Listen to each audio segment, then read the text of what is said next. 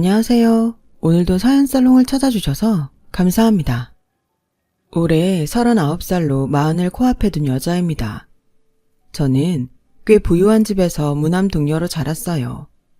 아버지와 어머니가 모두 의사시고 친가도 외가도 모두 형편이 좋은 편이라 감사하게도 살면서 큰 어려움이 없었어요.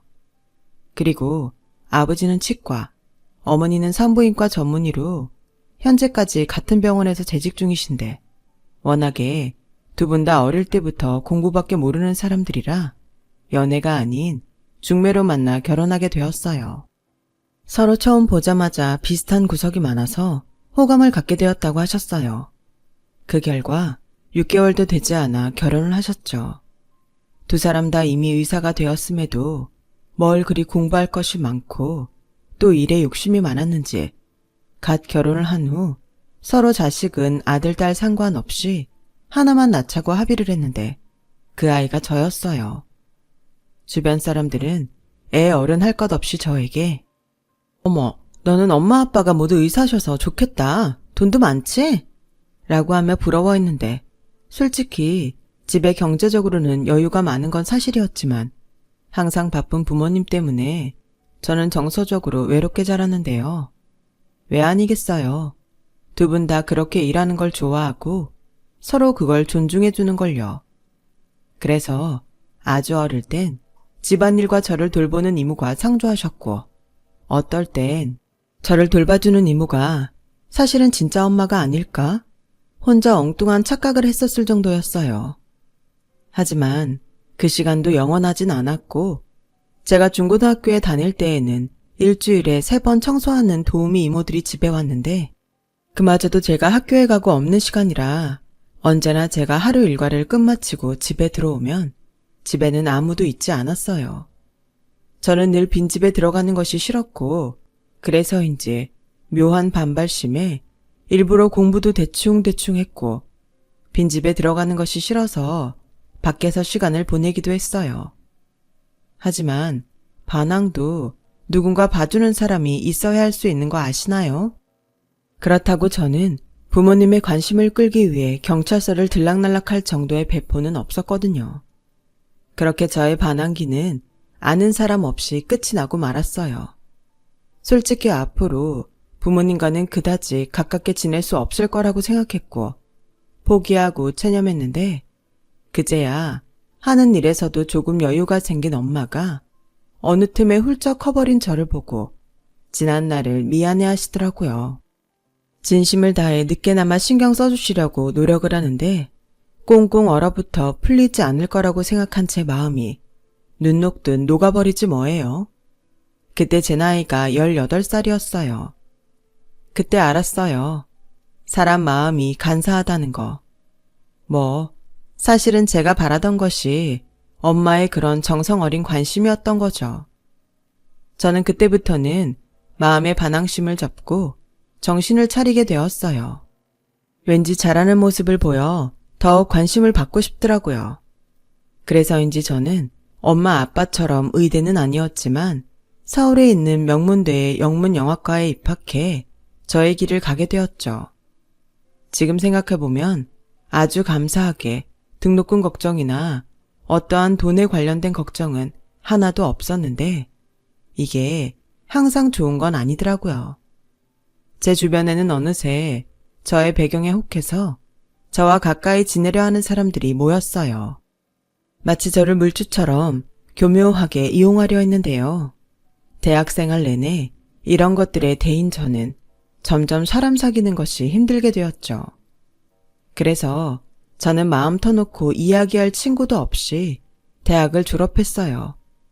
그 후 외국계 글로벌 회사에 입사를 하게 되었는데요.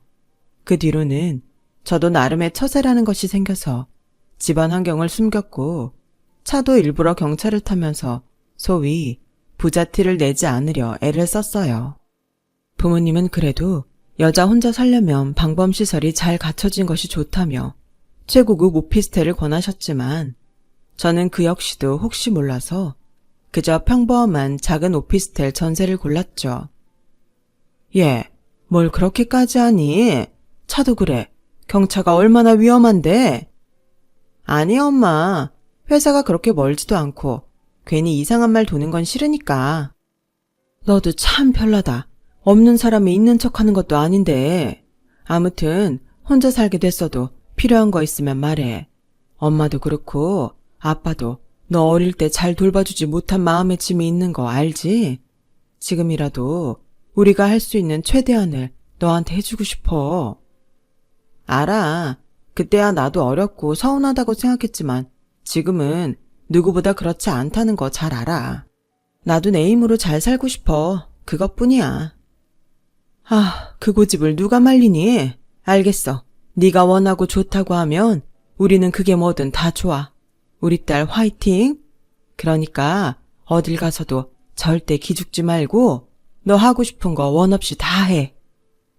저는 그렇게 엄마의 응원을 받으며 독립을 했어요. 그리고 2년 정도 제가 바라던 대로 평범하게 회사에 적응하며 근무를 했는데 어느 날 저희 팀 실장님이 한 신입사원을 저에게 소개하며 이렇게 말씀하셨어요. 선영씨, 오늘부터 우리 팀에서 근무하게 된 김재석씨야. 선영씨가 회사 이모저모 잘 알려줘요. 우리 이번에 진행하는 프로모션에 대해서도 알겠죠? 네, 알겠습니다. 잘 부탁드립니다, 선배님. 선배님이라니. 저는 그 말이 나쁘지 않았어요. 아니, 오히려 신선했죠. 대학생활 동안 심심치 않게 들었던 말이었는데도 이상하게 다르게 느껴지더라고요. 그렇게 만난 신입사원은 저와 동갑이라는 사실에 저희는 빠르게 친해졌고 그게 2년이 되었는지 서로 좋은 감정을 갖게 되었는데 1년이 채 되지 않아 자연스럽게 연인 사이로 발전하게 되었어요. 그 사람이 저의 전 남편이란 작자이고 그때 당시는 이 관계가 최악의 관계로 변하게 될 줄은 미처 예상하지 못했어요. 저는 남편의 사수로서 이모저모 남편에게 신경을 써주고 있었지만 승진을 앞두고 있었어요. 엄마 아빠의 피를 물려받아 그런지 저 역시 일욕심이 많았는데요. 당시 남자친구였던 남편은 그런 저를 참 살뜰히 챙겨줬어요. 평소 외로움을 많이 탔던 저는 저를 잘 챙겨주고 마음을 써주는 남편이 참 고마웠고 다른 변변치 않았던 연애에 비하면 남편은 정말 흠잡을 곳이 없었기에 은근 결혼을 한다면 이 남자랑 하고 싶다는 생각을 하게 되었죠. 연애를 시작한 지 1년이 되던 해에 지금 당장은 아니더라도 결혼을 하자고 이야기를 나누기도 했어요. 그렇게 연애 4년. 저는 마땅한 타이밍에 이미 부모님 두 분 다 의사라고 이야기를 했어요.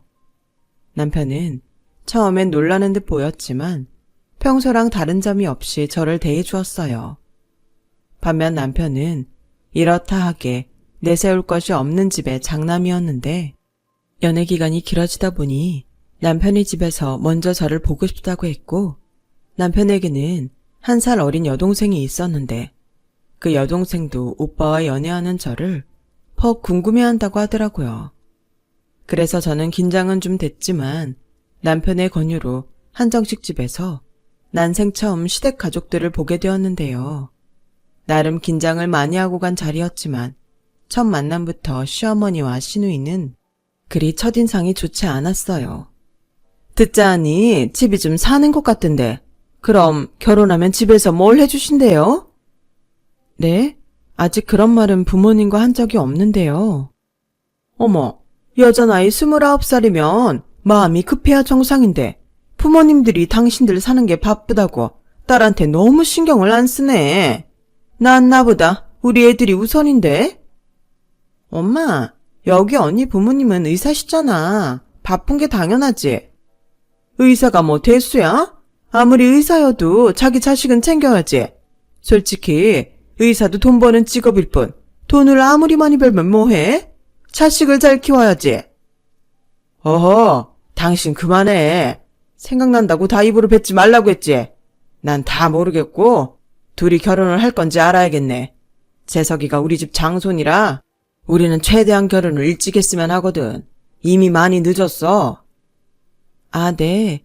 저희끼리도 결혼 얘기를 종종 했어요. 그리고 저도 재석 씨도 같은 마음이고요. 네, 아버지. 저의 결혼할 마음 있어요. 그래서 이런 자리도 마련한 거고요.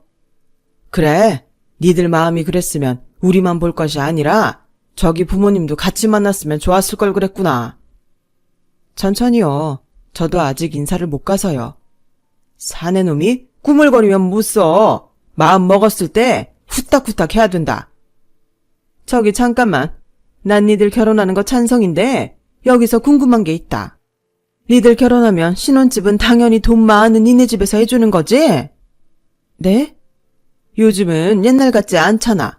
옛날에는 집은 무조건 남자가 해야 한다고 했지만 그게 말이 되니? 형편 좋은 집에 하는 거지. 어차피 니네 둘이 사는 건데. 아, 거기까지는 생각을. 우리 아들이 학교도 좋고 능력도 좋지만 군대 다녀오느라 너보다 입사가 늦었잖아.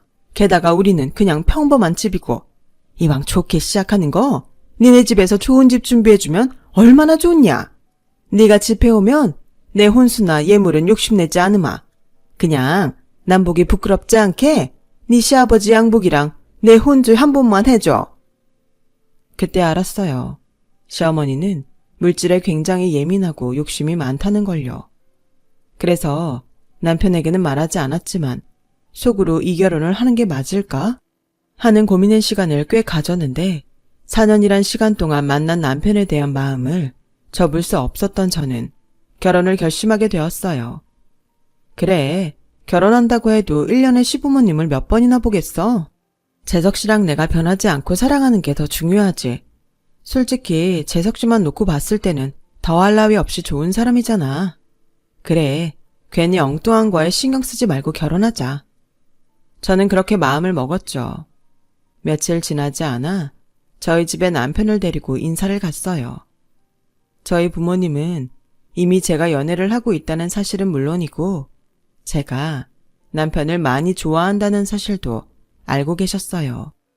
그래서 큰 문제가 없다면 제가 바라는 대로 결혼을 허락해 주실 심상이었고 남편이 인사를 와서 예의 바르게 행동을 하니 부모님의 얼굴엔 만족하는 듯 미소가 걸리셨죠. 듣던 대로 인물이 좋네. 우리 딸이 날 닮아서 외모를 엄청 봐요. 엄마, 뭘 그런 소리를 해. 아니야. 좋게 봐주셔서 감사합니다. 집이 참 좋네요. 그리고 선영이한테 듣긴 했지만 두 분 정말 존경합니다.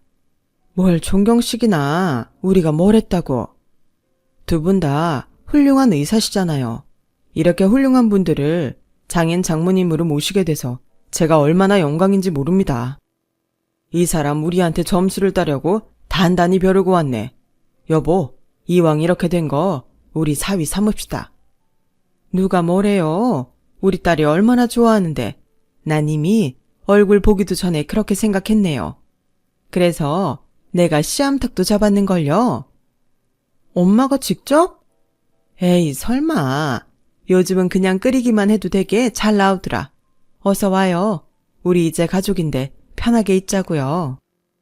그렇게 좋은 분위기 속에 저와 남편의 결혼 허락은 떨어졌고 양가 허락하에 저희는 본격적으로 결혼 준비에 들어갔는데 역시 문제는 돈이었어요. 저는 어렵지만 엄마에게 시어머니 되실 분이 집을 해오길 원한다고 말씀드렸고 저희 엄마는 돈이 문제가 아니라 앞으로 계속 이런 식으로 요구하는 거 아니냐고 걱정을 하셨는데 시작부터 잡음이 생기지 않길 바라는 마음에 서울 강남에 있는 20평대 아파트를 전세로 얻어주셨어요. 그런데 어머, 사주는 것도 아니고 전세? 있는 사람들이 더하다더니 딱 그 꼴이네. 자식 결혼시키면서 돈을 아끼냐? 엄마, 원래 부자들이 더 짜. 그래도 그렇지. 신혼집을 자가도 아니고 남의 집살이를 시키냐고. 어머니, 제가 그렇게 해달라고 했어요. 신혼집에서 평생 사는 것도 아니고 아이 생기면 이사할 수도 있는데 뭐하러 처음부터 욕심을 내나 싶어서요. 어머, 넌 머리도 나쁘지 않으면서 경제 개념이 없구나. 집에 돈이 많아 그런가? 뭐든 처음 받을 때 가장 비싸고 좋은 걸 받아야 하는 거야. 니네 집에 천년만년 부자로 잘 살 것 같아? 네? 악담이 아니라 사람 일은 모른다는 거야. 그러니 받을 수 있을 때 부지런히 받아놓으라고. 자식도 어차피 너밖에 없다며. 엄마, 그만하세요. 나도 염치가 있지. 시작부터 처가 도움 그렇게 많이 받고 싶지 않아요. 어머, 얘네들이 세트로 계산이 흐리네? 뭐, 이미 그렇게 하기로 한 걸 어쩌겠어. 그래도 명의는 우리 아들 앞으로 해주시는 거지? 저는 기분이 상해 시어머니의 말에 대답하지 않았어요. 지금은 이렇게 뚜렷하게 잘 보이는 걸 왜 저는 그때 그 결혼을 멈추지 못했을까요? 지금 생각해도 저는 계산이 흐린 게 아니라 제가 겪을 미래를 예감하지 못했어요. 아무튼 그렇게 시작된 결혼 생활은 생각처럼 순탄하진 않았는데 이 역시 시어머니와 시누이 때문이었죠. 예, 네 시누이가 다음 주에 생일인 거 아니? 너 결혼하고 처음 시댁 식구 생일이잖아. 뭐든 첫 번째가 중요하다. 생각도 오래 남아. 네, 아가씨가 뭘 좋아해요? 알려주시면 참고로 할게요.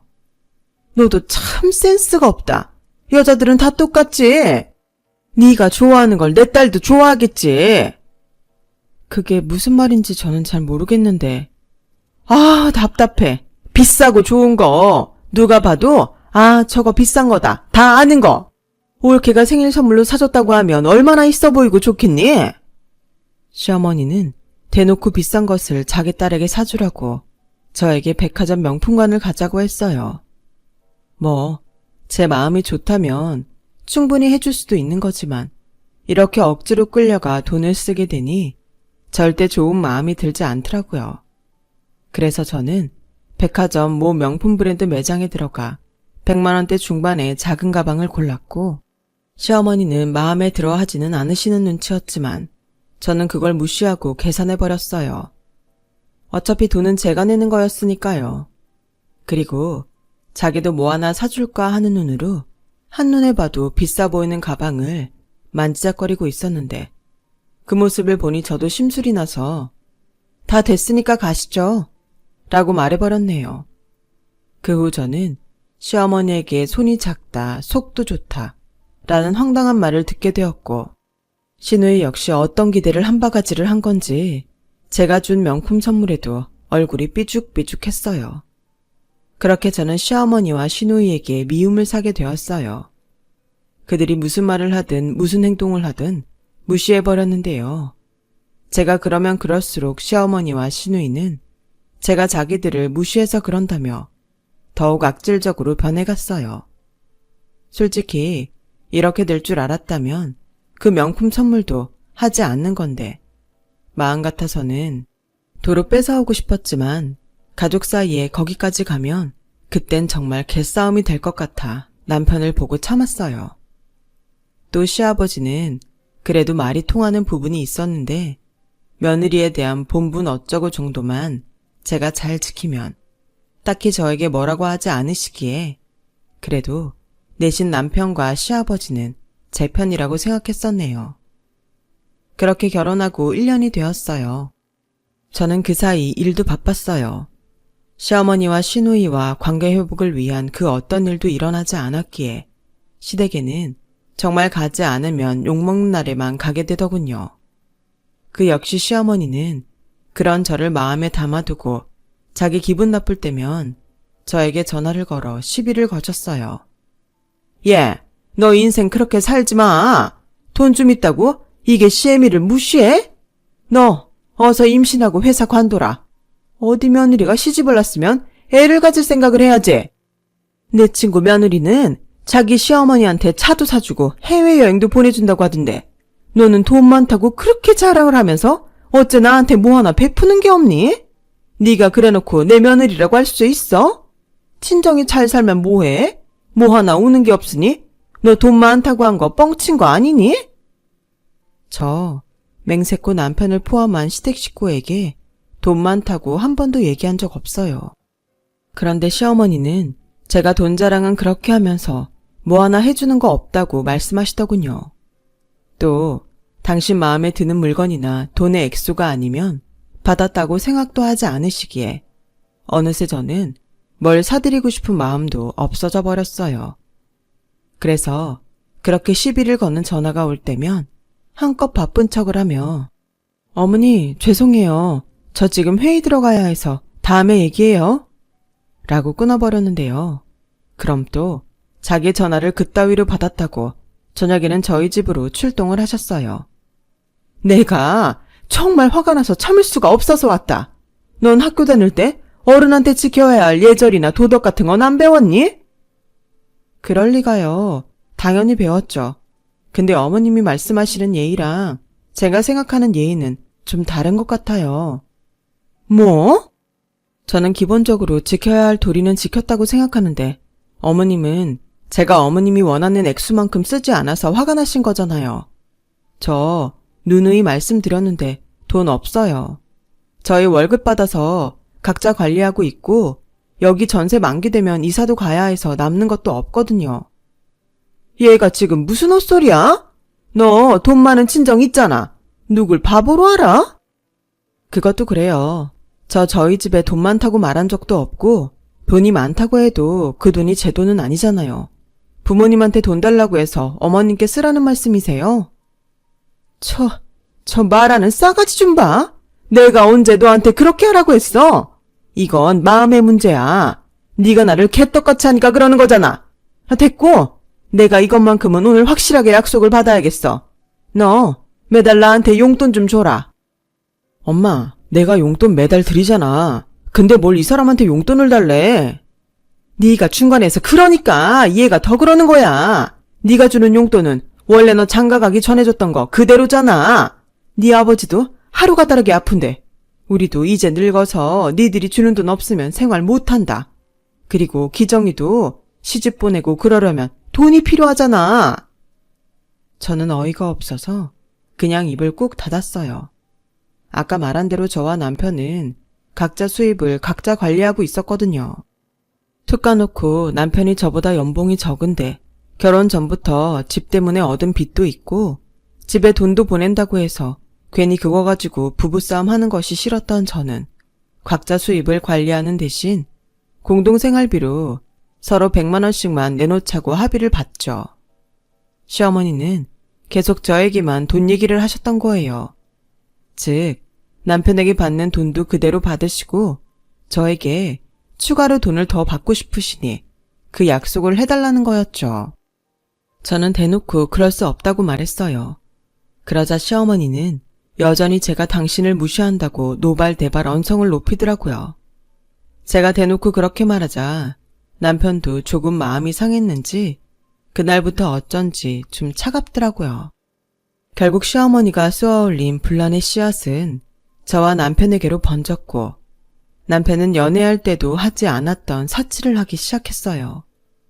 처음엔 수입을 각자 관리하기에 그런 걸 터치하는 것이 맞지 않다고 생각해 말하지 않았는데 그게 3개월, 6개월이 돼가니 남편이 먼저 저에게 손을 벌리더라고요.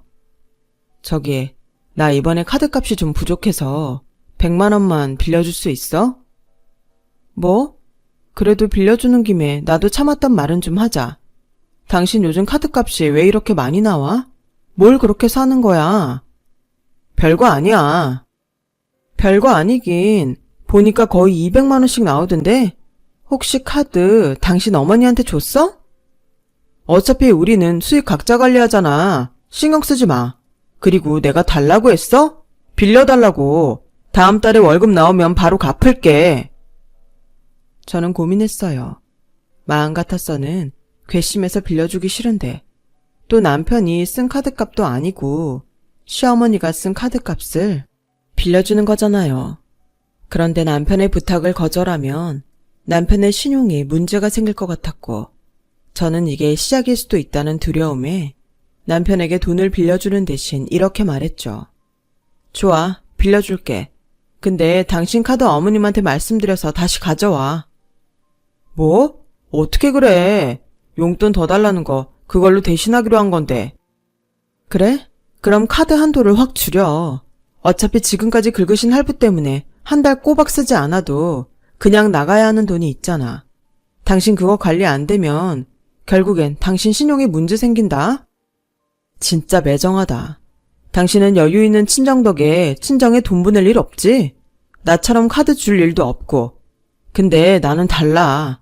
결혼 전에도 매달 50만 원씩 드렸고, 그때 당신이 우리 엄마 거절하는 바람에 50만 원 더 얹어달라고 해서 그냥 카드 주게 된 거잖아. 그게 내 탓이야? 어설프게 주고도 욕먹을 것 같으면 애당초 안 하는 게 나아. 그때 당신도 그럴 형편 안 됐으면 거절을 했어야지. 아무튼 나한테 부족한 카드값 빌리고 싶으면 그렇게 해. 막말로 이번 달만 부족하겠니? 남편은 제 말에 자존심이 상한 듯 보였어요. 그래도 다른 방도가 없으니 저에게 돈을 빌렸고 시어머니가 쓰는 자기 카드의 한도를 100만 원으로 줄였는데 이미 한도가 꽉꽉 찬 카드로 밖에 나가 쇼핑을 하다 망신을 당한 시어머니는 무슨 빚쟁이 빚받으러 온 듯 회사로 들이닥치는데 이혼 생각이 절로 나더라고요. 그래서 계속 이렇게 영 아니다 싶으면 저도 어쩔 수 없다고 생각하고 며칠 벼르고 있었는데 금방이라도 또 다른 문제가 터질 줄 알았던 시어머니는 신기하게도 회사를 찾아온 다음 날부터 아주 조용해지셨어요. 저에게 따로 전화하는 일도 없고 명절과 생신 같은 시댁에 갈 일이 있어도 남편이 중간에서 중간 역할을 아주 잘해서 무탈하게 다녀오곤 했죠. 저는 실망했던 남편을 다시 보게 됐고 다시금 사이가 좋아졌는데요. 한 가지 사건으로 그간 알지 못했던 시어머니의 비밀을 알게 되었어요. 저는 여전히 경차를 타고 다녔어요. 다른 건 모르겠지만 유지비가 저렴해서 참 좋더라고요. 그래서 회사 입사 때 뽑은 경차를 계속 타고 다녔는데 이게 연식이 오래되다 보니 한 번은 길에서 서는 일이 있었고 그러다 경미하지만 교통사고를 당하게 되었는데 친정 엄마가 그 사실에 많이 놀랐는지 손을 벌벌 떠시더라고요. 얘 괜찮니? 그러게 너 내가 진작에 차 바꾸라고 했지. 경차는 위험하다고 했잖아. 엄마 놀라게 해서 미안해. 연식이 오래돼서 그렇지 차는 괜찮아. 아니야. 엄마가 안 괜찮아. 엄마 아까 진짜 애 떨어지는 줄 알았다니까. 엄마는 말을 해도 산부인과 의사가 그런 말을 하면 어떡해. 넌 지금 농담이 나오니? 됐고 너 태어나면 당장 엄마랑 차 바꾸러 가자. 네 아빠도 너 당장 차 바꿔주라고 아주 난리야. 괜찮은데? 내가 알아서 적당한 걸로 바꿀게. 됐어. 너 또 돈 생각할 거잖아. 그냥 엄마 아빠가 해주는 거니까 받아. 괜찮은데? 저는 그렇게 2주 만에 퇴원하고 그 길로 엄마를 따라 차를 사러 가게 되었는데요. 엄마가 저를 데리고 간 곳은 벤츠 매장이었어요. 처음엔 이건 너무 과하다고 엄마를 말렸는데 저도 사람인지 좋은 차를 보니 욕심이 생기긴 하더라고요. 또 막상 차에 타보니 그동안 탔던 차와는 완전히 달랐어요. 사고의 기억이 많이 남았던 때라 안전에 관한 옵션들에 마음이 움직였어요. 그리고 이왕 받는 거 엄마 기분 좋으라고 엄청 오버하며 좋은 티를 팍팍 냈는데 엄마가 그런 제 모습을 굉장히 좋아하시더라고요. 이렇게 좋아할 거면서 기집애. 그러게 좋긴 좋더라. 그래서 벤츠 하나 봐. 그래 뭐 안전도 안전이지만 솔직히 비싼 차를 타야 다른 차들도 조심해주니까 덜 위험해. 진짜 끌고 와서 바꿔줄걸. 에이 이렇게 바꿨잖아. 한두 푼도 아니고 고맙고 죄송해요. 아빠한테도 잘 타겠다고 꼭 전해줘. 이미 너 좋아 죽는 거 다 말했다. 아빠가 그 모습이 더 짠하대. 우리 딸 시집가서 좀 고생하는 것 같다고. 네 시어머니 요즘도 그렇게 돈돈거리니? 아니야. 요즘은 무슨 바람이 불었는지 안 그러셔. 그리고 재석씨가 중간에서 엄청 애도 쓰고. 앞으로도 요즘 같으면 진짜 소원이 없겠다니까. 그렇다면 다행이다. 엄마는 사실 좀 마음이 불편했어. 그럼 이제 너 애 가질 준비도 하게. 언제 엄마 병원으로 와. 애도 너무 늦게 가지면 힘들어. 알겠어. 안 그래도 슬슬 애기 생각하고 있었거든. 저는 그렇게 친정엄마와 좋은 시간을 보내고 집으로 왔어요. 그리고 얼마 후에 신차가 나왔고 저는 차 받을 생각과 병원도 갈 겸 휴가를 냈는데 생각보다 시간이 많이 남아서 집에 들어가 샤워를 하려고 욕실에 들어갔어요. 그날이 저희 결혼 기념일이었거든요. 원래는 남편과 조촐하게 식사나 하면서 보내려고 했는데 진정해서 모처럼 함께 좋은 곳에서 저녁을 먹고 좋은 호텔을 잡아주신다고 하셔서 남편과 따로 밖에서 만나기로 했거든요. 그런데 제가 욕실에 들어가 5분 정도 지났을까? 문 밖에서 비밀번호 누르는 소리가 들리더니 현관문이 열리길래 저는 당연히 남편으로 알았고 욕실에서 나가려고 하는 순간 시어머니와 시누이의 목소리가 들려와서 정말 깜짝 놀라고 말았어요. 그리고 그들이 나누는 대화에 저는 더욱 경악을 금치 못하게 되었죠. 엄마, 오빠가 그러는데 새언니 친정에서 차 바꿔줬대. 벤츠라나? 뭐라고? 그 비싼 차를 네 새언니만 사주는 거야? 우리 아들은 안 바꿔주고? 차를? 게다가 벤츠인데? 새언니도 진짜 이상해. 집에 그렇게 돈이 많은데 왜 그런 똥차를 타다 사고 가나? 나도 걔 진짜 이상해. 무슨 청승을 그렇게 떠니? 난 진짜 이해할 수가 없어. 엄마, 여기 벤츠 키 있다. 새언니 집에 있나? 무슨 소리야? 오늘 걔 지네 식구들이랑 밖에서 밥 먹는다며. 아, 그래서 차 두고 갔나? 새언니 진짜 좋겠다. 난 벤츠 같은 차 언제 타보지? 언제 타보긴 오늘 타면 되지. 엄마 면허증 있다? 엄마 장롱 면허잖아. 엄마 지난달에 연수 받았잖아. 이건 하늘에서 엄마도 벤츠 한번 끌어보라고 일부러 만들어주신 기회일 거야. 너 얼른 필요한 거 챙겨. 네 오빠가 말한 대로 티 안 나게 챙겨. 화장대에 있는 건 건드리지 말고 서랍에 있는 거나 장롱에 꽁쳐놓은 새 거 있으면 그것도 챙겨라. 에이, 한두 번 하나. 근데 새언니도 진짜 둔하다. 우리가 이렇게 가져간 게 벌써 몇 달째인데 그걸 눈치 못 채지? 우리가 티 안 나게 잘 하잖아. 그건 그래. 근데 저 명품백 갖고 가고 싶은데 저런 건 금방 알겠지? 그렇지. 어디 잘 만든 가짜 구할 수 있으면 바꿔치기 하면 딱 좋으련만. 그거였어요. 그동안 왜 그렇게 잠잠한가 했더니 이 모녀들이 낮에 저희 빈집에 들어와 제 물건을 도둑질해 갔더라고요. 게다가 남편이 표 안 나게 물건을 훔치라 조언까지 했다니 저는 기가 막혀서 헛웃음이 나올 뻔했어요. 그러고 보니 얼마 전 분명 새로 산 화장품을 장롱에 뒀던 것 같은데 그게 없어져서 한참을 찾았던 적이 있었거든요. 그때 남편의 행동과 말이 부자연스럽긴 했어요. 뭘 그렇게 찾아? 없으면 없는 거지. 아니야, 내가 분명히 사다 뒀다니까. 귀신이 고칼로리시네. 자기, 교통사고 후유증인가? 이 집에 당신이랑 나만 사는데 그게 사다 놨으면 왜 없어져? 내가 여자 화장품을 쓰는 것도 아닌데. 하지만 그날 이후 핸드폰 카드 내역에 제가 화장품 구매한 내역이 분명히 있었고 그때 당시는 장롱이 아닌 다른 곳에 두고 찾았나 하는 생각에 다른 곳을 더 찾아보자고 생각하고 넘겼었는데 그들이 범인이 맞았던 거였어요.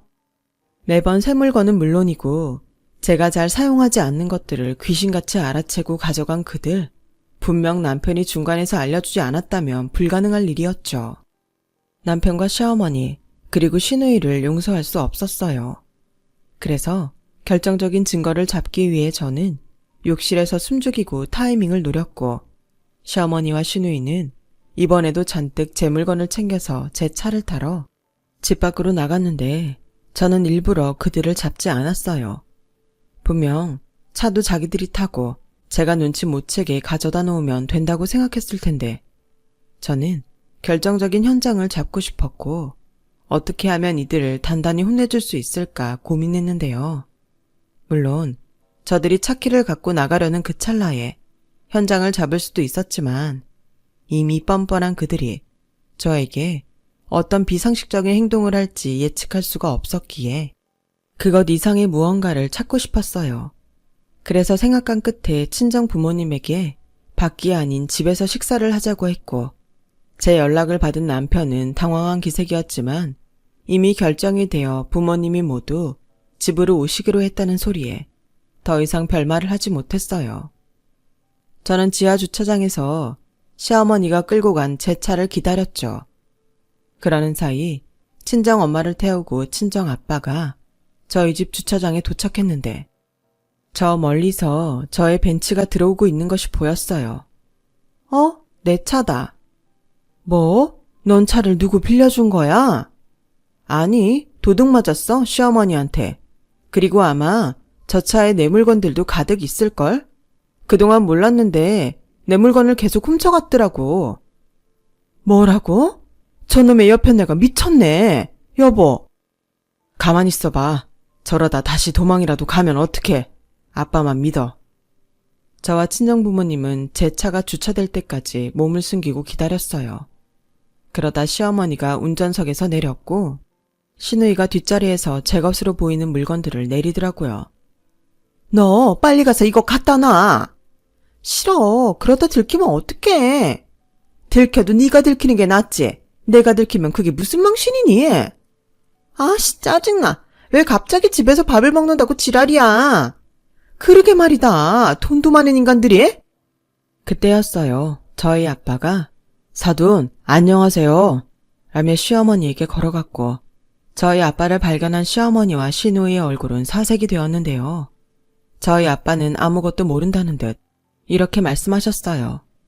그동안 잘 지내셨어요? 오늘 애들 결혼기념일이라 같이 식사라도 하려고 왔는데 잘 됐네요. 같이 하시죠. 안녕하세요, 사돈. 저는 괜찮습니다. 며느리도 부모님 계시는데 편하게 있어야죠. 저는 잠깐 들린 거예요. 아, 그러세요? 그런데 무슨 일로 들리셨는지 혹시 손에 든 거 갖다 놓으시는 거면 잘 됐네요.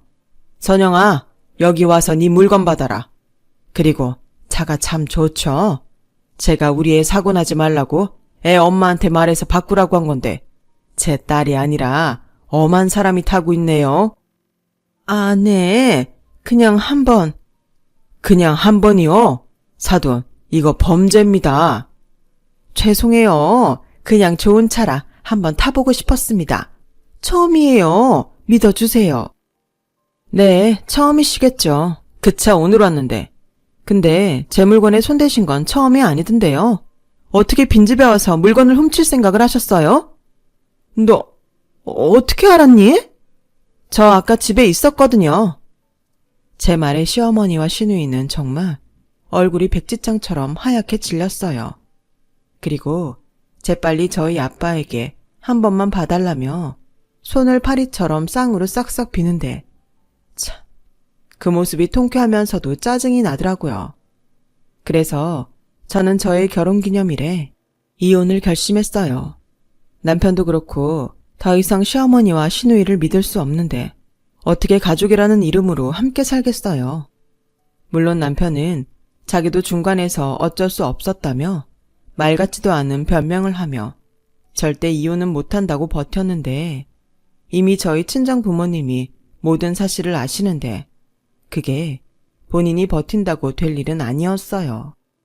네, 자네를 참 좋게 봤어. 근데 자네랑 자네 식구들은 우리 애를 어떻게 본 거야? 호구로 봤나? 아닙니다. 죄송합니다. 됐어. 당장 이혼하게. 나도 조건 따지라고 들면 따질 거 많거든. 근데 우리 딸이 자네를 너무 좋아하니까 자네 하나 믿고 시집 보냈는데 이게 뭔가? 세상에 며느리 물건 훔치는 시어머니가 어디 있어? 제가 면목이 없어요. 그러니까 이쯤에서 깨끗하게 이혼해. 내 장모로서 마지막 부탁일세. 하지만 저 선영이 사랑합니다.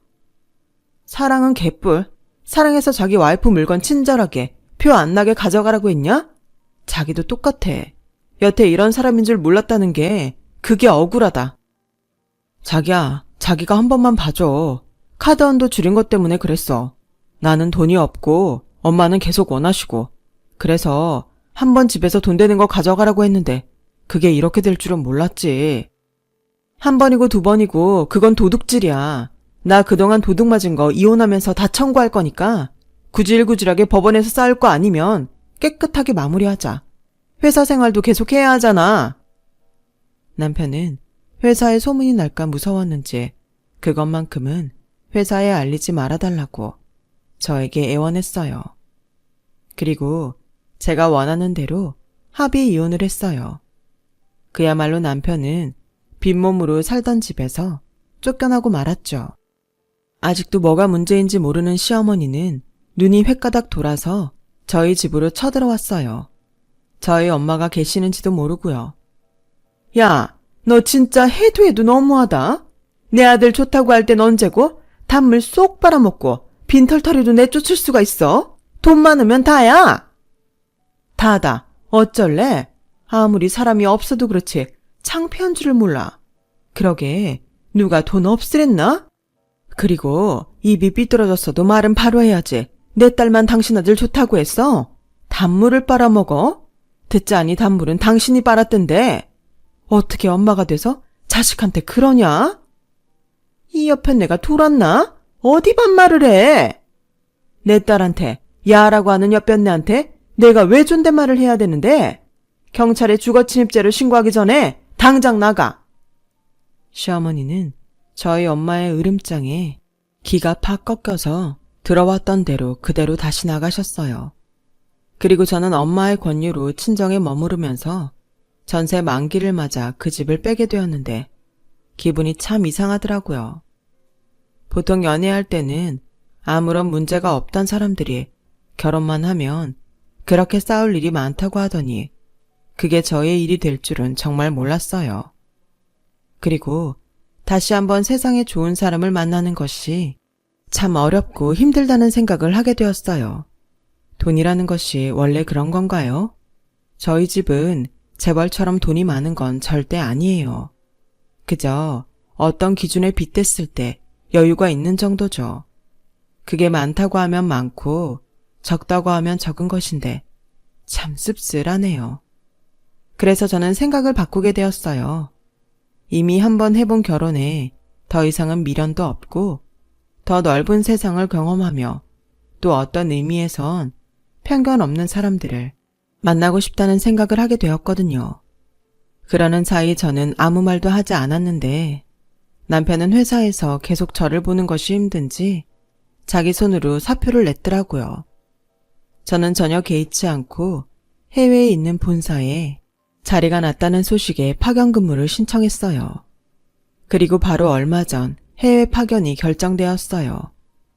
누군가는 제가 이혼하고 상처받아 떠나는 줄 아는 사람도 있을 것 같은데 저는 지금 아주 설레는 기분으로 이곳을 떠날 준비를 하고 있네요. 비록 저희 부모님은 조금 서운해하시는 눈치지만 저의 결정에 이번에도 기꺼이 응원과 용기를 주셨고 저는 이번에는 정말 제가 원하는 행복을 찾기 위해 노력하는 시간을 가져볼까 해요. 저는 분명 그 행복을 찾고 말 거예요. 남을 의식하는 행복이 아닌 진짜 제가 원하는 행복을요. 지금까지 저의 사연 들어주셔서 고맙습니다. 여러분들도 여러분의 꼭 맞는 행복을 찾으실 수 있기를 진심으로 바랄게요. 여러분, 사연 댓글에 응원과 현명한 조언 부탁드려요. 좋아요와 구독은 저에게 큰 힘이 됩니다. 오늘도 좋은 일 가득하세요.